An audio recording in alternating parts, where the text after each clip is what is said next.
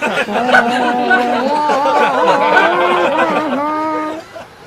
सूर्य नमः। ओम सूर्य नमः। ओम सूर्य नमः। क्या कर रहे हो छोटू? स्वामी जी, मैं भगवान सूर्य की उपासना कर रहा हूँ। लेकिन ये तो तुम बहुत गलत कर रहे हो। तुम गलत मंत्र जप रहे हो, गलत तरीके से विधि कर रहे हो। रुको रुको,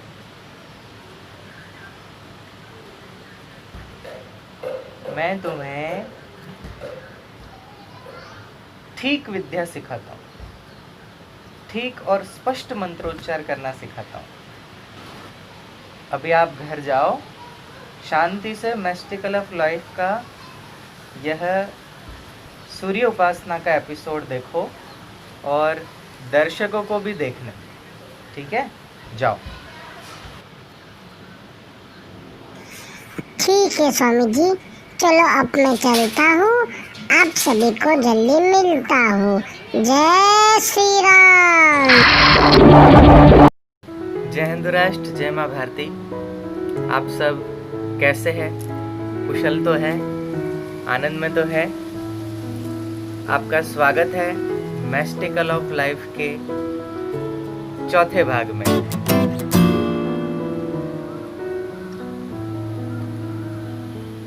आज हम इस कार्यक्रम में जानेंगे त्रिभुवन के पोषणकर्ता प्रत्यक्ष देव सूर्य उपासना के बारे में। हाँ जी, आज हम जानेंगे भगवान सूर्य की उपासना कैसे की जाती है, जो हमारे ऋषि मुनियों ने हमें सिखाई है।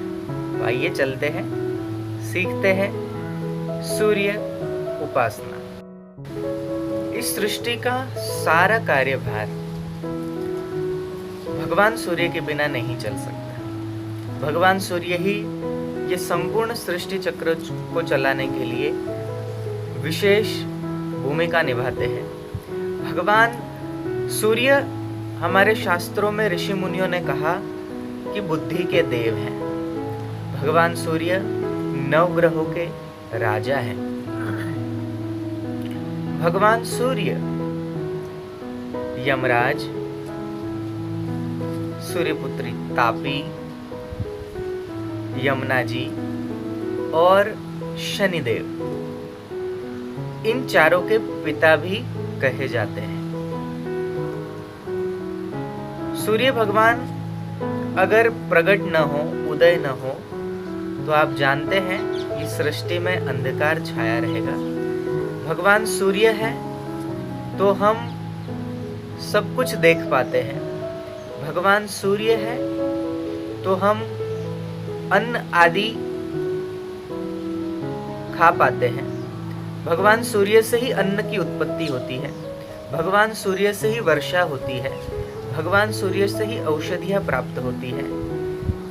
भगवान सूर्य से ही हमें बुद्धि की भी प्राप्ति होती है, क्योंकि वो बुद्धि के देव हैं। तो ऐसी कितनी महिमा गाई जाए भगवान सूर्य की कम है। पूर्व में हमारे ऋषि मुनि, हमारे पूर्वज सूर्य उपासना करके भरपूर लाभ उठाते थे। लेकिन आजकल इस आधुनिक युग में हमने भगवान सूर्य का पूजन छोड़ दिया और भगवान सूर्य से लाभ लेना छोड़ दिया, जिसके फलस्वरूप बुद्धिमत्ता लोगों की कम हो गई और अनगिनत नुकसान हम हिंदुओं ने उठाया है। तो मैं आपसे पुनः निवेदन करता हूं कि आज का यह एपिसोड देखकर आप सूर्य उपासना से अवगत होइए और सूर्य उपासना करके अपनी बुद्धि को सूक्ष्म बनाइए, तन को स्वस्थ बनाइए, क्योंकि भगवान सूर्य स्वास्थ्य भी प्रदान करते हैं। अब जानते हैं कि सूर्य उपासना करते कैसे हैं। इसके कई प्रकार हैं। एक तो मंत्रों का जप करें, दूसरा नित्य सूर्योदय और सूर्यास्त के समय हम भगवान सूर्य को अर्घ्य दें, और तीसरा कि हम भगवान सूर्य के लिए जो सूर्य नमस्कार की विधा हमारे ऋषि मुनियों ने बताई, वो सूर्य नमस्कार करें।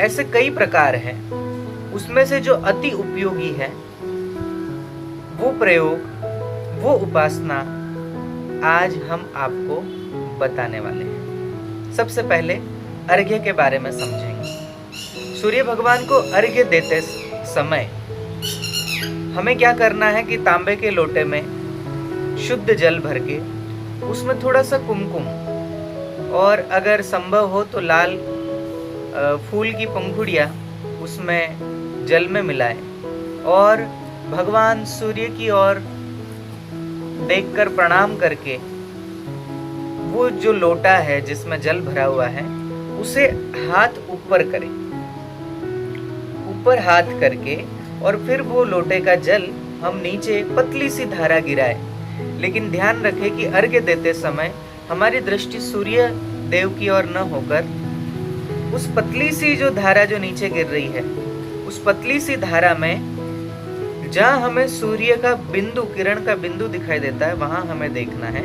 उससे हमारी दृष्टि मजबूत होती है, देखने की शक्ति हमारी मजबूत होती है। और जब जल पूरा चढ़ा दिया जाए तब हमें सूर्य भगवान को प्रणाम करना है। हम जहाँ खड़े हैं वहीं पर ही 7 परिक्रमा करनी है और भगवान सूर्य को एक लोटा अर्घ्य देने के बाद हमें दूसरा लोटा जल भरना है, जिसे नित्य तर्पण भी कहा जा सकता है, नित्य श्राद्ध भी इसे कह सकते हैं। दूसरा लोटा हम उठाएं और उसमें जल भरे और वो जल हम भगवान सूर्य को उसी पद्धति से अर्पित करें और दोनों हाथ ऐसे अरस परस रख के ऊंचे हाथ करके भगवान सूर्य की ओर देखे और कहे कि हे सूर्य भगवान, आप सर्वसमर्थ हो, आप संपूर्ण तीनों लोगों को प्रकाशित करने वाले देव हो, आपको मेरा प्रणाम है। हे सूर्य भगवान, आपके ही पुत्र यमराज है और मेरे पितृगण हो सकता है कि उनके कर्म अच्छे न हो और उन्हें संयमनीपुरी नरक में वास करना पड़ रहा हो, तो हे सूर्य भगवान, आपके पुत्र है यमराज जी, मैं आपके चरणों में प्रार्थना करता हूँ कि मेरा दिया हुआ अर्घ्य आपके माध्यम से मेरे पितृगणों को पहुँचे और उनका आशीर्वाद हमें प्राप्त हो। ऐसी मैं आपके चरणों में प्रार्थना करता हूँ। ये जिम्मेदारी मैंने आपको सौंप दी। ये प्रयोग पद्म पुराण में लिखा हुआ है कि दोनों हाथ ऐसे ऊंचा करके अरस परस करके और अपनी बगल सूर्य भगवान को दिखाकर याचना करने से भगवान सूर्य वो अर्घ्य हमारे पितृगणों तक पहुँचाते हैं और पितृगण उस अर्घ्य को पाकर हमें बहुत आशीर्वाद देते हैं, जिससे हमें अपने जीवन पथ पर आगे बढ़ने का सुअवसर प्राप्त होता है। दूसरा, इसमें बताया गया मंत्र जाप, भगवान सूर्य के 12 नामों का उच्चारण, भगवान सूर्य के सूर्य गायत्री मंत्र का उच्चारण, ये भी बहुत लाभ देता है। भगवान सूर्य का सूर्य गायत्री मंत्र है ओम आदित्याय विद्महे ओम भास्कराय धीमहि तन्नो सूर्य प्रचोदयात्। और श्री गरुड़ पुराण में वर्णित जो मंत्र है सूर्य गायत्री वो इस प्रकार है ओम आदित्याय विद्महे विश्वभावाय धीमहि तन्नो सूर्य प्रचोदयात्।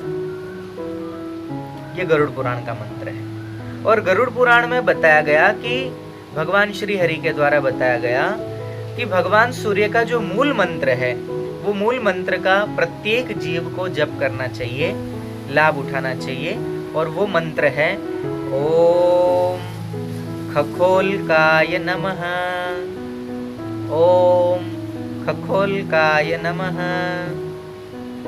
अन्य मंत्र शास्त्र में आता है ओम गृणिहि सूर्य आदित्य ओम, ओम गृणिहि सूर्य आदित्य ओम। तो ऐसे अनेक मंत्र है, उसका उच्चारण करना चाहिए। अब तीसरा प्रयोग तीसरी विधि है भगवान सूर्य के उपासना की, वो है सूर्य नमस्कार। वो सूर्य नमस्कार आप इस वीडियो के माध्यम से देखिए और प्रत्येक मुद्रा में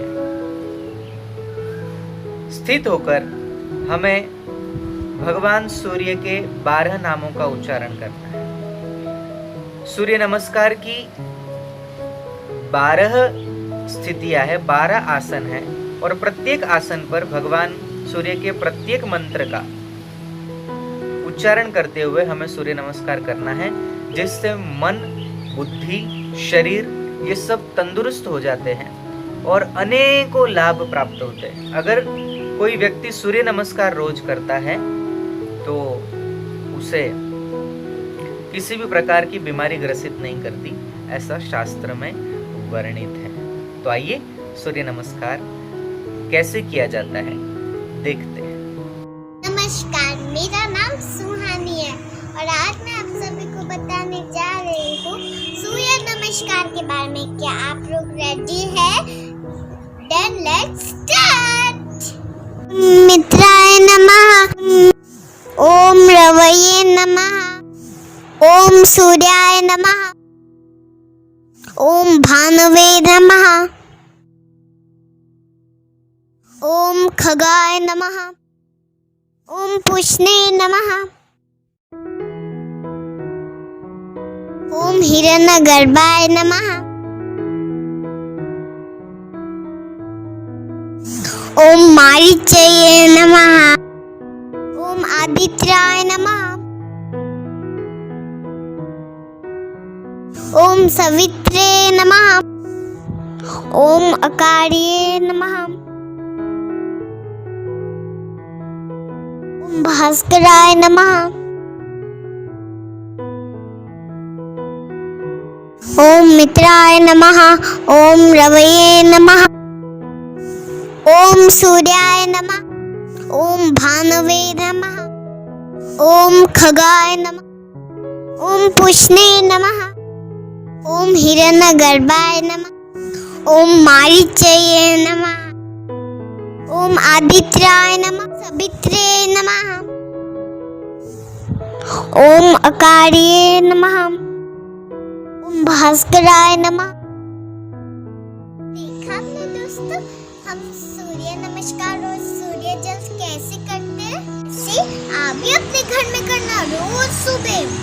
अगर आप रोज सुबह करेंगे तो गॉड भी आपको खुश हो जाएंगे। इससे अपना दिमाग बढ़ता है और अपनी ब्रेन भी बढ़ती है और हम स्ट्रांग होके, आपको पता है, कोरोना वायरस से लड़ सकते हैं और ये हमारी हेल्थ के लिए अच्छा चीज रहता है। तो आप भी करोगे ना ऐसा? नमस्कार। भगवान सूर्य से हम आरोग्य लाभ भी प्राप्त कर सकते हैं। कैसे?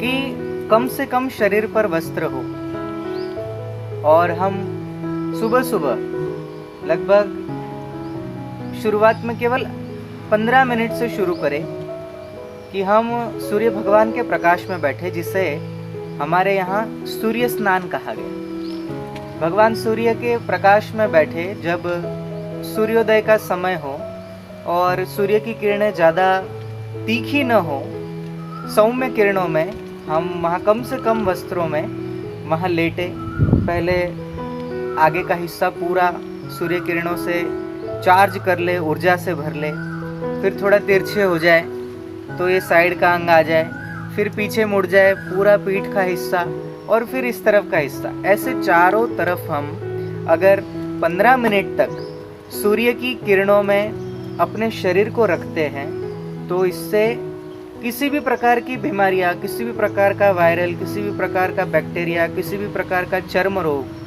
ये बिल्कुल ठीक हो जाता है। और अगर सूर्य प्रकाश में ये सूर्य स्नान आप नित्य करते हो तो इनमें से किसी भी प्रकार की बीमारी हमारे शरीर को नहीं छू सकती, क्योंकि भगवान सूर्य आरोग्य के देव हैं। भगवान सूर्य की उपासना करने वाला कभी भी बुद्धि से हीन नहीं हो सकता। उसके पास बुद्धि रहेगी और बुद्धि में बल होगा, बुद्धि में चातुर्य होगा, बुद्धि में स्थिरता होगी, तेज होगा। चेहरा दमकता है जो सुबह जल्दी उठकर भगवान सूर्य की आराधना करता है। तो आप सबको ये आराधना करनी चाहिए। कई लोग मानते हैं कि हम माँ सरस्वती की वंदना करते हैं तो माँ सरस्वती बुद्धि की देवी है, लेकिन नहीं, माँ सरस्वती वाणी की देवी है, माँ सरस्वती विद्या की देवी है। अगर बुद्धि ही ना हो तो वाणी और विद्या को क्या करेंगे? तो माँ सरस्वती का पूजन करने से वाणी शुद्ध होती है, वाणी में बल आता है, और विद्या की प्राप्ति के लिए अगर आप माँ सरस्वती का पूजन यजन करते हैं तो माँ सरस्वती की विशेष कृपा प्राप्त होती है। लेकिन अगर आपको बुद्धि चाहिए तो बुद्धि के लिए तो आपको विशेष रूप से भगवान सूर्य की ही आराधना उपासना करनी चाहिए। जिन बच्चों को याद नहीं रहता, जो मंद बुद्धि बालक है, जो जन्म से ही जिनके ब्रेन का डेवलपमेंट नहीं हुआ है, ठीक से ब्रेन डेवलप नहीं हुआ, बुद्धि का विकास नहीं हुआ, ऐसे बच्चों को शिव तांडव स्तोत्र के जप के साथ साथ भगवान सूर्य की आराधना करनी चाहिए, भगवान सूर्य के ताप में बैठना चाहिए। उससे बुद्धि कुशाग्र हो जाती है, ऐसा शास्त्रों में हमारे ऋषि मुनियों ने कहा है। तो बुद्धि की देवी सरस्वती नहीं, बुद्धि के देव भगवान सूर्य है, और हमें सूर्य उपासना करके बुद्धि को तीव्र बनाना चाहिए, ऐसा मेरा अपना मत है, शास्त्रों का मत है। तो ये मैस्टिकल लाइफ के द्वारा ही तो हमें पता चल रहा है कि भगवान सूर्य से हमारे ऋषि मुनि कितना कितना लाभ ले चुके। आपकी जानकारी के लिए मैं बता दूं कि जब श्रीमद् भागवत कथा का महात्म्य आता है, महात्म्य में दुंदुकारी की कथा आती है, तो वो दुंदुकारी जब गोकर्ण जी के सामने प्रकट होकर कहता है कि मेरी मुक्ति का कोई उपाय ढूंढो, तब वो प्रेत पीड़ा से परेशान दुंदुकारी की मुक्ति के लिए गोकर्ण जी भगवान सूर्य से ही उपाय पूछते हैं, और भगवान सूर्य ही उन्हें उपाय बताते हैं कि श्रीमद् भागवत कथा से दुंदुकारी की मुक्ति हो सकती है। ऐसे ही भगवान ने गीता में अर्जुन को कहा था कि जो ज्ञान मैं तुझे दे रहा हूँ, जो आत्मज्ञान मैं तुझे दे रहा हूँ, वो ज्ञान मैंने सबसे पहले सूर्य को ही कहा था। भगवान कृष्ण भी ये बात अर्जुन को बताते हैं कि मैंने सबसे पहले ज्ञान सूर्य भगवान को दिया था। तो सूर्य हमारे अधिष्ठातृ देव है। दूसरे देवों की तो कल्पना की जाती है, लेकिन सूर्य ये प्रत्यक्ष देव है, और ये प्रत्यक्ष भगवान को हमारा प्रणाम है। अगर कोई नित्य भगवान सूर्य की उपासना करके, सूर्य नमस्कार करके, सूर्य भगवान के मंत्रों का जाप करके, सूर्य भगवान को सूर्यास्त और सूर्योदय के समय अर्घ्य देता है, वो भगवान सूर्य की पूर्ण कृपा प्राप्त करता है। तो आज के इस सत्र से आपको बहुत कुछ सीखने को मिला है, और मैं आशा करता हूँ कि आप भगवान सूर्य से खूब लाभान्वित हो। यहाँ तक कि विज्ञान तो आज भगवान सूर्य को प्राकृतिक खजाना मानता है। हमारे सारे खनिज खत्म जब हो जाएंगे, हमारे पास तेल नहीं होगा, पेट्रोलियम आदि नहीं होगा, तब हमारा वाहन व्यवहार या दूसरे कार्य हम कैसे कर पाएंगे?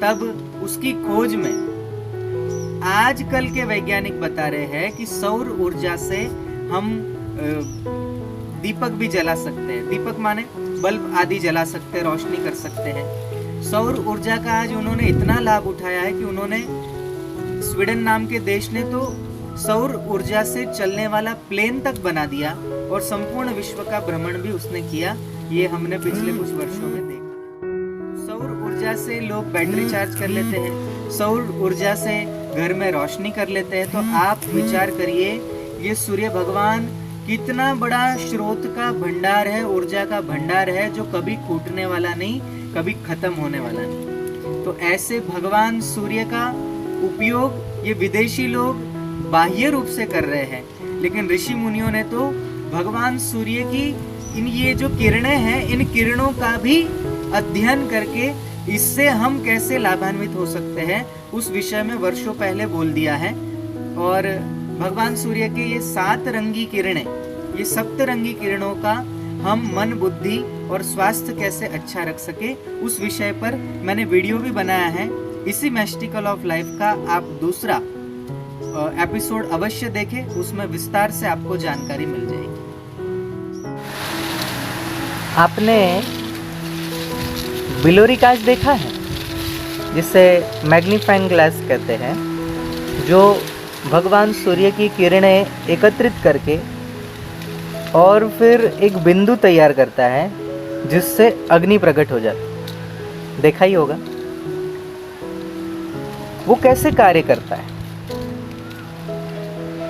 सूर्य भगवान की किरणों को, ऊर्जा को एकत्रित कर लेता है। ऋषियों ने जब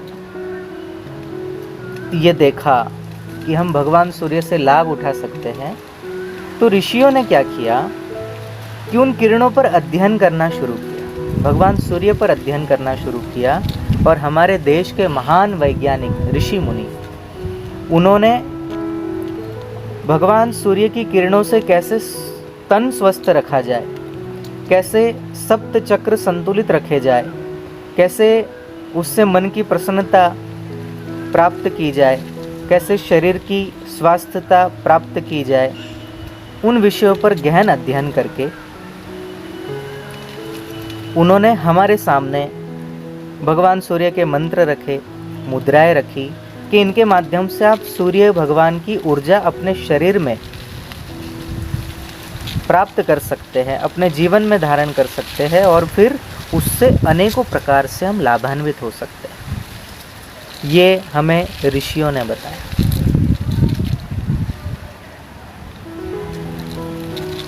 उससे लाभ लेना हम सीखें। सूर्य नमस्कार करें, सूर्य भगवान के मंत्रों का उच्चारण करें,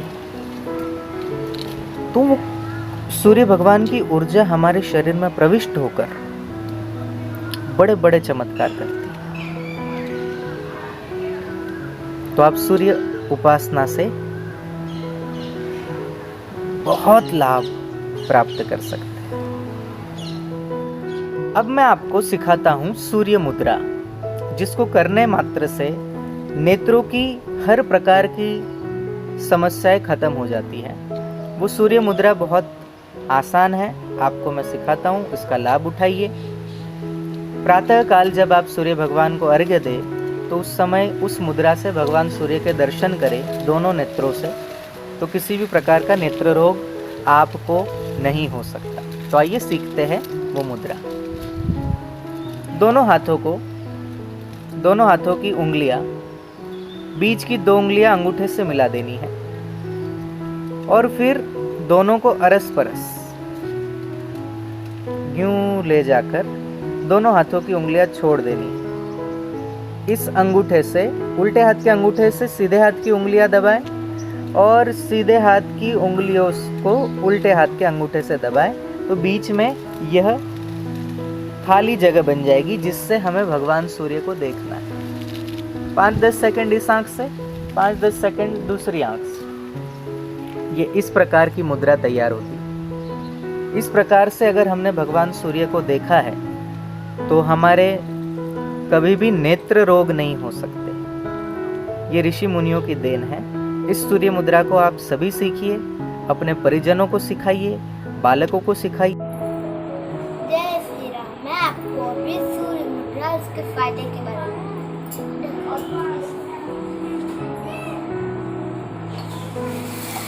ये सूर्य परमा मुद्रा। ओम खगोलकाय नमः।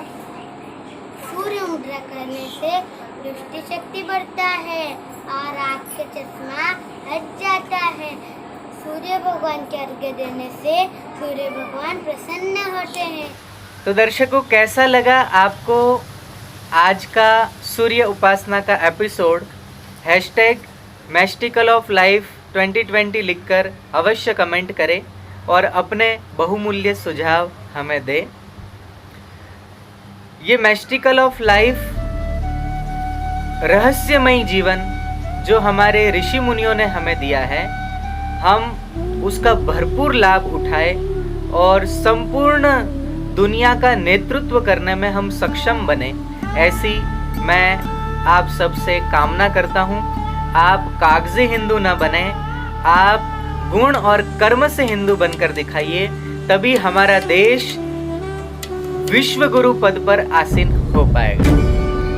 जय माँ भारती, जय हिंदू राष्ट्र। अरे रुकिए, कहाँ जा रहे हो आप लोग? मुझे ये बताओ कि कैसा लगा आपको आज का एपिसोड, और पूछे गए प्रश्नों का उत्तर नीचे कमेंट बॉक्स में लिखना ना भूले। जय श्री राम।